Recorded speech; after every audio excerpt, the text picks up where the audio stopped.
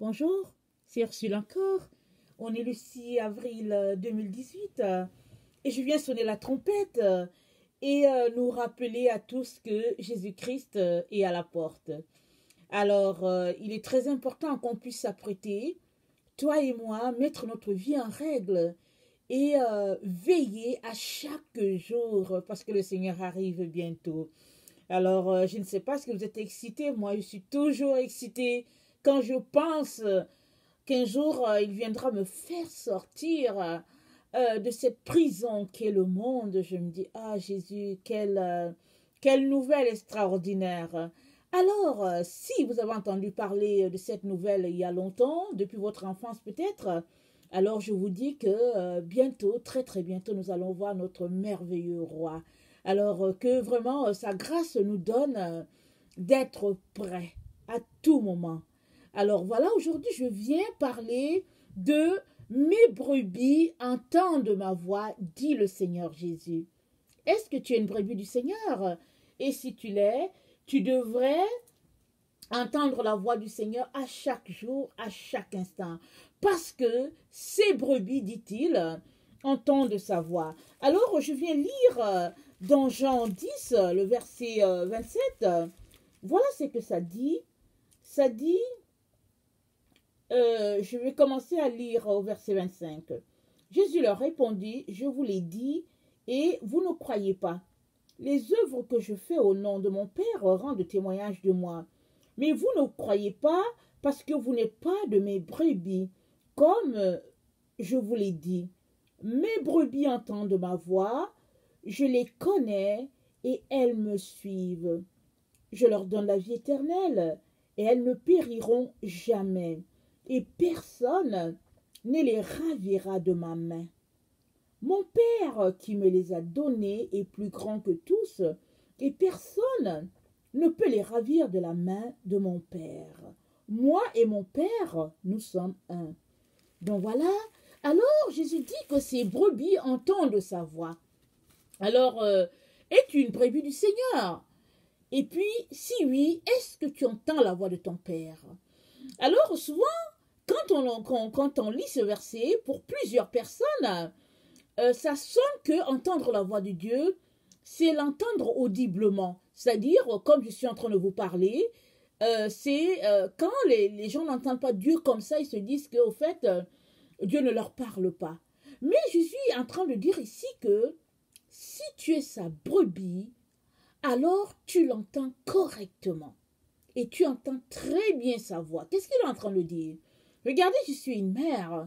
Et très souvent, quand les parents parlent à leurs enfants, ils disent à l'enfant, écoute, depuis que je te parle, pourquoi est-ce que tu n'entends pas ce que je te dis? Qu'est-ce que le parent est en train de dire? Le parent est en train de dire à l'enfant que je te parle. Tu entends bien, je veux dire, audiblement, mais tu n'obéis pas à ce que je te dis de faire. C'est ça que un parent dit à son enfant. Quand il dit à son enfant, mais est-ce que tu entends quand je te parle? Est-ce que tu entends? Est-ce que tu entends bien ce que maman est en train de te dire?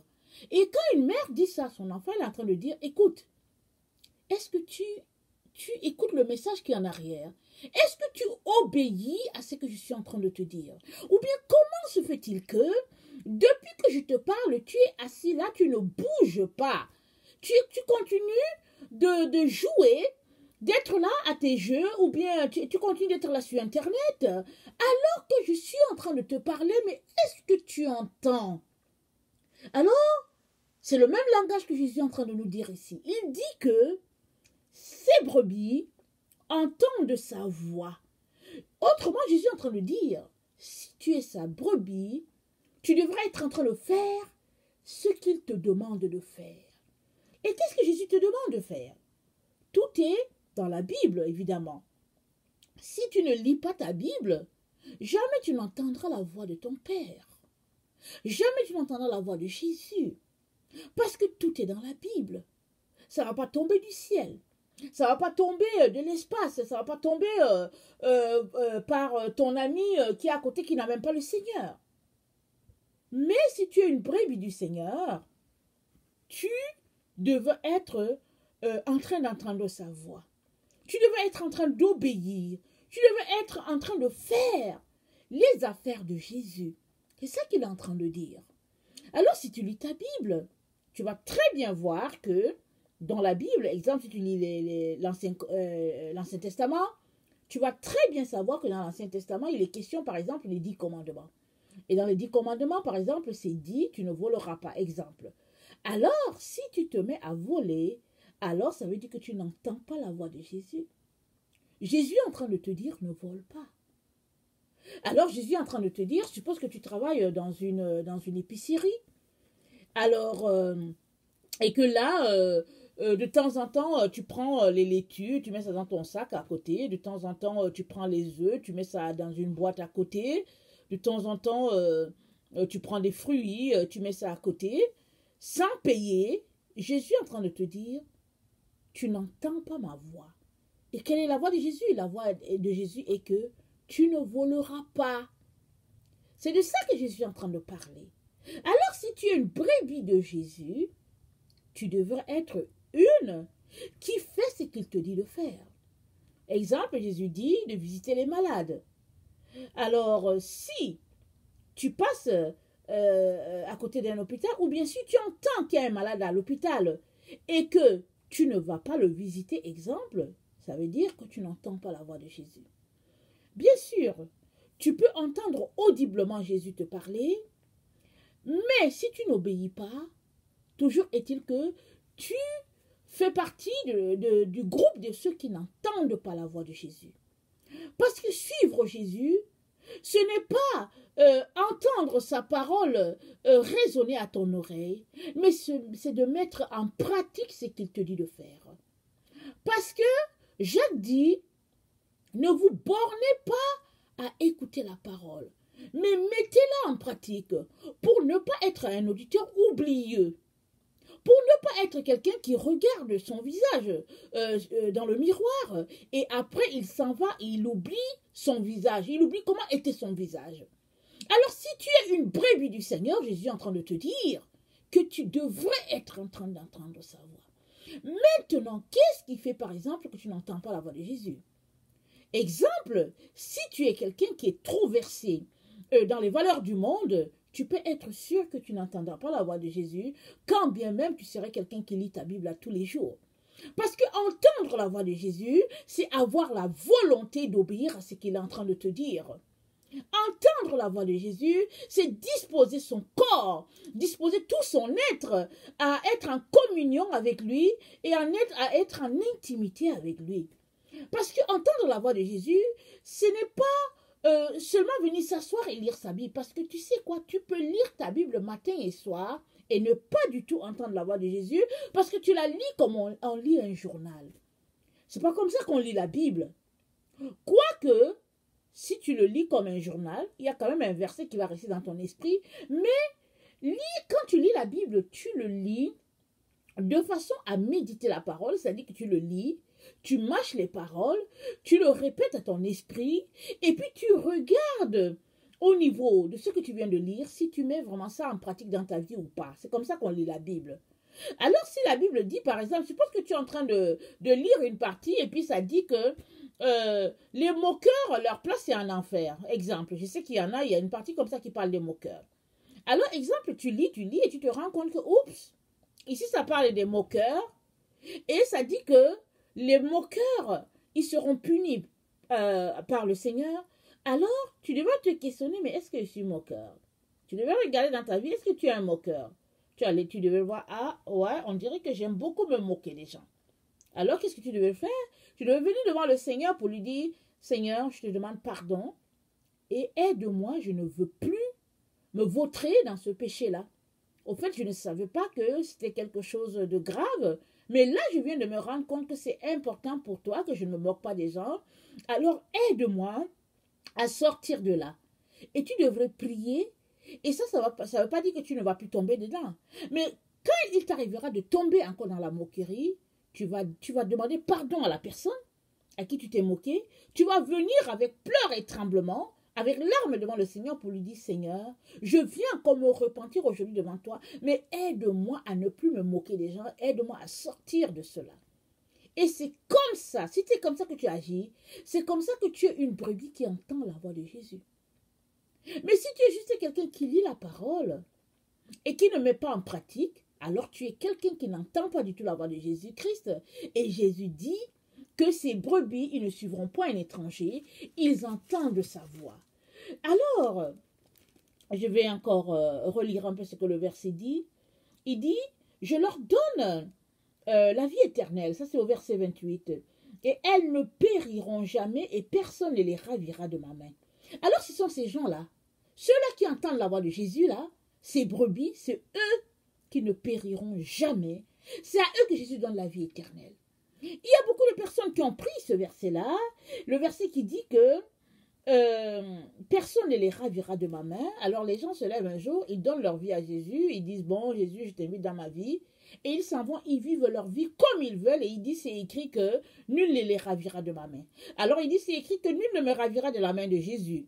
Alors j'ai donné ma vie à Jésus et je fais ce que je veux. Arrêtons-nous un peu. C'est sûr et certain que c'est comme ça que tu agis. C'est sûr et certain que tu es en train de te moquer de toi-même. Et tu te moques de ce Dieu-là que tu prétends suivre. Parce que si tu es vraiment une brebis du Seigneur, tu serais en train de faire ce qu'il te dit de faire. Parce que tu es un chrétien, alors tu es un petit Christ. Alors un petit Christ, c'est quelqu'un qui fait ce que Christ a fait.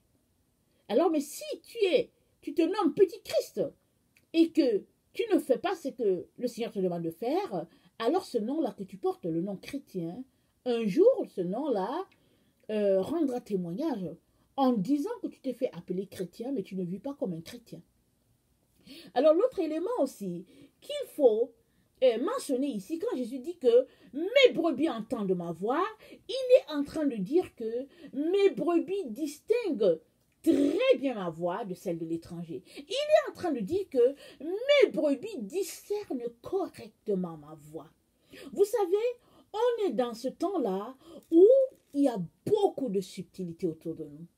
On est dans ce temps-là où, souvent même, au fait, on côtoie une assemblée, on côtoie des frères et des sœurs, on est proche d'eux, mais si on ne fait pas attention, l'ennemi peut nous parler à travers eux, un peu comme quand Satan a infiltré l'esprit de Pierre, et quand Jésus a dit à ses disciples qu'il allait mourir, Pierre a dit, qu'à Dieu ne plaise, tu ne feras pas cela. Et Jésus a dit, arrière de moi. Pourquoi? Parce que Jésus a pu discerner que cette fois-ci, ce n'était pas Pierre qui parlait, mais c'était Satan qui parlait à travers Pierre. Et si tu es quelqu'un qui entend la voix de Dieu, tu devrais être quelqu'un qui t'exerce à discerner la voix de ton Seigneur. Parce qu'on est vraiment dans ce temps-là où l'ennemi agit avec beaucoup de subtilité. Regardez au Jardin d'Éden. Qu'est-ce qui s'est passé? Comment est-ce que vous pouvez comprendre que Adam, qui a vécu dans toute la gloire divine, à qui Dieu a ajouté Ève, qui était dans la présence de Dieu, que Dieu visitait souvent, comment pouvez-vous expliquer que Satan a pu se glisser et puis ils n'ont même pas discerné que, au fait, ça, c'était pas Dieu qui était là, mais c'était l'ennemi de leurs âmes qui voulait les priver à tout jamais de la présence de Dieu. Ils n'ont pas pu discerner vraiment la gravité de la situation. Pourquoi? Parce que, au fait, la voix de Dieu à leur niveau a été brouillée. Ils l'ont plus entendu. Et ils ont cru que celui-là qui leur parlait les aimait et il était en train de leur dire quelque chose de très intéressant, de quelque chose qui allait faire leur affaire, surtout à notre chère mère Ève, qui voulait peut-être être comme Dieu, qui a trouvé que si elle goûtait, bon, elle aurait un certain pouvoir. Alors elle est tombée dans le piège de Satan. Alors ça arrive à chacun d'entre nous. Hein. Ne pensez pas que ça c'est arrivé à Ève et puis que ça ne nous arrive pas parce qu'on est chrétien. On peut tomber à tous les jours. Il est très important que tu puisses pratiquer, entendre la voix de Dieu. Et ça, c'est avec la Bible sous tes aisselles. On est vraiment dans le temps où tu dois regarder Jésus yeux dans les yeux. Et ça, vous savez que la Bible, c'est la parole de Dieu. Et Jésus, c'est la parole, est devenu chair. Alors, nous devons nous exercer, nous les enfants de Dieu, à lire notre Bible chaque jour et à nous imprégner de Dieu, de sa présence, de sa personne, de telle sorte que quand il y a une autre voix qui se glisse entre Dieu et nous, on devrait être capable de discerner que ici, là, ce n'est plus Dieu, mais c'est Satan qui est en train de parler. Et ça, ce n'est que ceux-là qui marchent proche de Dieu, qui vont réussir à entendre la voix de Dieu clairement, qui va dire ici, là, ce n'est pas Dieu, c'est quelqu'un d'autre. Alors nous avons besoin vraiment, de prendre plus de temps avec le Seigneur pour nous exercer à cela.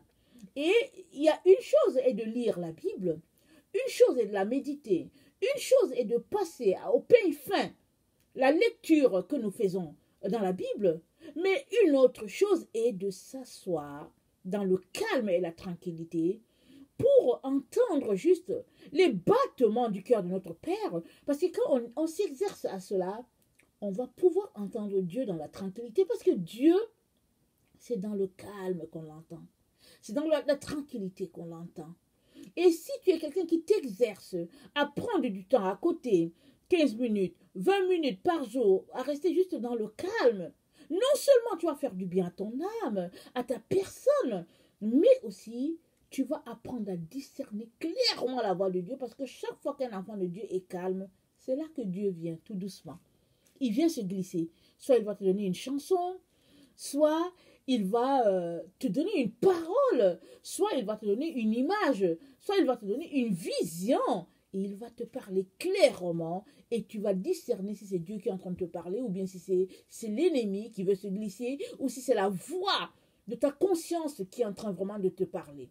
Alors il est très important qu'on sache que c'est important à cette époque où nous sommes d'entendre clairement la voix de Dieu. Alors, l'Esprit dit que dans les derniers temps, quelques-uns vont abandonner la foi pour s'attacher à des esprits séducteurs, à des doctrines de démons, et puis l'hypocrisie sera tellement répandue que vraiment dans la conscience des gens, il y aura une flétrissure. Si nous regardons très bien sur Internet et autour de nous, on va voir que 1 Timothée 4, le verset 1 et 2 est à life dans notre monde. C'est vraiment vivant. Parce que quand on va sur Internet, mais tout le monde là-bas est apôtre, tout le monde est pasteur qui guérit, tout le monde est des gens qui font des miracles, tout le monde. C'est-à-dire, c'est devenu quelque chose.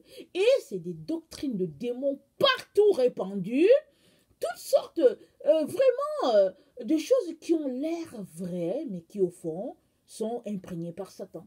L'esprit de la sirène, c'est-à-dire c'est vraiment, c'est répandu toutes sortes de choses sur Internet. Et si on ne fait pas attention, on va penser que ces gens-là sont vraiment des agents ces personnes-là sont vraiment des serviteurs de Dieu, alors que c'est des agents de Satan. Ils sont là juste en train de recruter les vrais enfants de Dieu pour eux. Et malheureusement, les enfants de Dieu, plusieurs enfants de Dieu, tombent dans le piège de ces pasteurs-là parce qu'ils ne sont pas exercés à discerner vraiment les différents esprits. Et c'est important pour toi, mon frère et ma soeur, de t'assurer que tu entends clairement la voix de Dieu.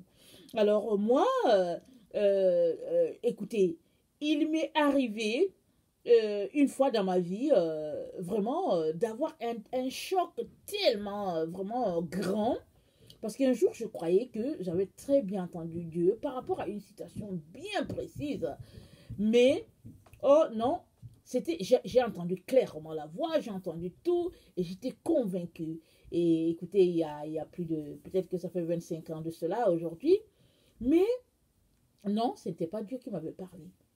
Et reconnaître ça, ça a été quelque chose de très grand pour moi. C'était vraiment terrible parce que je me suis dit, mais c'est pas possible, c'est pas croyable. Parce que comment se fait-il que j'ai le Saint-Esprit et puis c'est quoi ça et tout. Mais vous savez quoi? C'est nécessaire de passer par là. Alors c'est fut nécessaire pour moi de passer par là, de savoir que c'est pas tout ce que j'entendais qui était de Dieu. Et Dieu a permis ça. Pourquoi Dieu m'a dit, il faut que je t'exerce à entendre clairement ce qui est de moi et ce qui ne l'est pas. Et je suis donc passée par cette école-là. Et puis j'ai pu clairement discerner les choses qui viennent de mon père et puis ce qui n'était pas de mon père. Et aujourd'hui encore où je vous parle, je passe mon temps à discerner plein de choses. C'est-à-dire, je passe mon temps à m'exercer, pardon, c'est ça le mot, à m'exercer à discerner si c'est de Dieu ou bien si c'est pas de lui. Parce qu'il faut faire très attention parce que Satan est très subtil dans ses affaires. Parce que tu peux clairement entendre quelque chose et puis penser que c'est Dieu et puis c'est pas lui. Ou bien tu peux voir quelqu'un, penser que celui-là c'est un serviteur de Dieu alors que c'est un agent de Satan. Ou bien tu peux clairement entendre une prédication et puis regarder et voir que cette prédication-là, vraiment, ça te va droit au cœur, alors que cette prédication-là te va droit au cœur, non pas parce que c'est Dieu qui est en train de te parler, mais parce que c'est à cet endroit exact que se trouve ton cœur, et puis ton cœur est égaré. Alors, quelqu'un est en train de parler des choses qui chatouillent tes oreilles, tu es content, il te dit que Dieu m'a parlé, mais ce n'est pas Dieu qui t'a parlé. Alors, il est important qu'on puisse exercer notre esprit, à discerner le bien du mal, à discerner ce qui est de Dieu et qui n'est pas de Dieu. Et c'est en faisant cet exercice-là à chaque jour que tu vas entendre clairement la voix de Dieu. Et là, tu pourras marcher sur la voie qu'il a pour toi parce qu'il dit que ses brebis entendent sa voix. C'est-à-dire que ces brebis savent que c'est lui qui a parlé ou pas et ces brebis se mettent à appliquer ce qu'il a dit. Parce que si tu entends, tu devrais aussi être quelqu'un qui obéit. Mais entendre sans obéir, ce n'est pas entendre du tout. Alors, le Seigneur donc nous encourage à cette époque-ci, à cette période-là, c'était très avancé, dans la venue, dans l'attente de la venue de notre Seigneur, le Seigneur nous encourage vraiment à nous exercer à entendre sa voix et l'entendre clairement, parce que Dieu se révèle à quiconque vraiment veut entendre sa voix. Et puis, l'autre élément aussi qui est très important de mentionner, c'est que les brebis du Seigneur ne suivent pas un étranger. Ne suivent pas un étranger. Alors, comment se fait-il qu'il y a tant d'enfants de Dieu qui se retrouvent à suivre ces serviteurs diaboliques-là, ces agents de Satan? Comment se fait-il que les enfants de Dieu se retrouvent là-dedans? C'est que très souvent, le cœur de l'enfant de Dieu soupire à quelque chose. Exemple, que tu es quelqu'un qui aimerait avoir un certain pouvoir financier. Tu soupires à avoir un certain standing dans la société ou bien un certain bien matériel que tu aimerais tant avoir. Alors tu trouves une personne qui prêche la parole, mais qui te dit aussi que Dieu va te rendre riche. Parce que Dieu veut qu'on soit riche. Et il fait sortir tous les passages de la Bible qui parlent de richesse. Et pendant qu'il parle, tu es tellement emballé dans ce qu'il dit que tu te retrouves vraiment à écouter ce pasteur-là. Entre-temps, du côté, avec ta main gauche, tu lui donnes tout ce que tu as parce que tu espères que ça va multiplier, ça va donner quelque chose. Et voilà, finalement, tu deviens le pourvoyeur pour cet homme-là sans te rendre compte qu'en fait, ce n'est pas Dieu que tu es en train d'entendre. Tu es juste en train d'entendre la voix d'un voleur qui est là à côté de toi, qui usurpe la place du Seigneur et dit que c'est lui qui est un serviteur de Jésus. Jésus a dit, pardon, dans les derniers temps, ils vont venir, si on te dit que le Christ est là, il dit n'y va pas. Alors oui, tu peux comprendre ce passage en disant que si on te dit que Jésus est là, ça dit que le Seigneur est là, n'y va pas. Mais aussi ce passage-là aussi en train de dire, si on te dit que tu vas trouver Jésus à cet endroit, n'y va pas. Question de dire que, vous savez que toi et moi, nous sommes des petits Christ, dans le sens que si nous sommes chrétiens et que nous sommes Jésus, alors nous sommes des petits Christ. Alors ce passage-là est en train de te dire que, si on te dit qu'à cet endroit-là, tu peux trouver des petits Christ, n'y va pas. Parce que Christ, dans l'époque où nous sommes, Christ, tu le trouves chez toi, s'il te plaît. Tu cherches Jésus-Christ dans ta maison. C'est là que tu apprends à le connaître. C'est là que tu apprends à être intime avec lui. C'est là que tu bâtis tout. Parce que dehors, c'est des loups.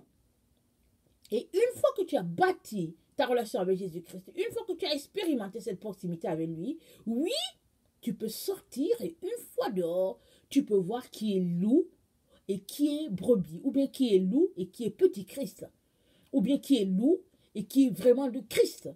Sinon, tu vas te retrouver au milieu d'un groupe, vous allez louer le Seigneur, les mains en l'air, vous allez vous réjouir et tout, alors que c'est toi qui es la brebis au milieu d'un millier de loups.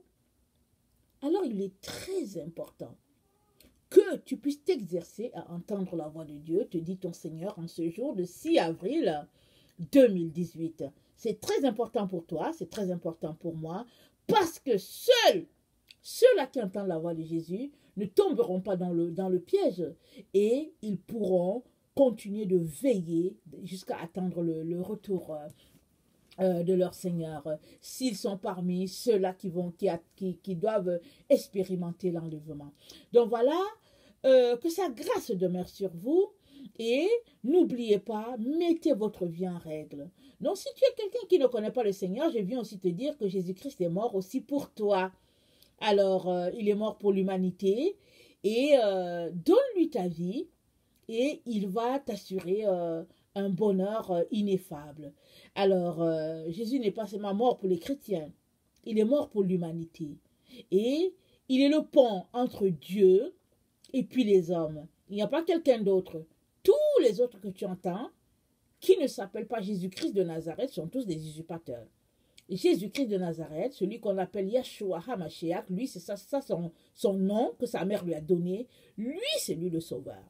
C'est lui qui va te sauver, qui va te donner vraiment d'avoir une place au paradis, passer l'éternité avec Dieu. Alors, si tu cherches le bonheur éternel, ce n'est pas dans tous ceux-là qui ont dit qu'ils sont des prophètes.